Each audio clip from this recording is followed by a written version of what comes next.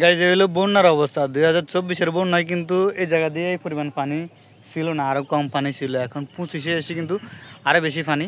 এই যে দেখেন কালভার্টের কাজ চলতেছে, কিন্তু পানির পানির স্রোত কিন্তু অনেক বেশি, আগের থেকে তুলনায় অনেক বেশি স্রোত। আর আগে কিন্তু খুব স্বল্প জায়গা দিয়ে পানি যেত, এখন জায়গা অনেক বিশাল, তারপরেও পানি প্রচুর যাইতেছে।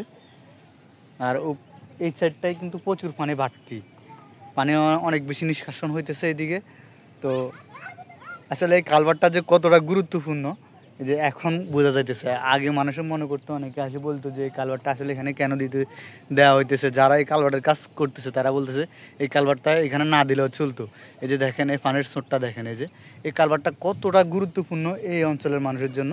এই যে পানি নিষ্কাশন ব্যবস্থা এখান দিয়ে খুব দ্রুত হইতেছে। তো আসলে এটা খুবই জরুরি কালভার্ট। যদি কালভার্টটা না থাকতো তাহলে হয়তো অপোজিট পাশের মানুষের কিন্তু অনেক বেশি ক্ষয়ক্ষতি হয়ে যেত। যে দেখেন তারপরে অনেকের কিন্তু ক্ষয়ক্ষতি হয়ে গেছে, যে অনেকে কিন্তু ধান অথবা বাড়িতে পানি উঠে গেছে। ওই সাইডে কিন্তু প্রচুর পরিমাণ পানি, এই সাইডের তুলনায় রাস্তার অপোজিট পাশে প্রচুর পরিমাণ পানি। এই সাইডে একটু কম আছে। দেখেন পানির স্রোত দেখলে বুঝবেন যে আসলে কি পরিমাণ পানি এদিকে যাইতেছে।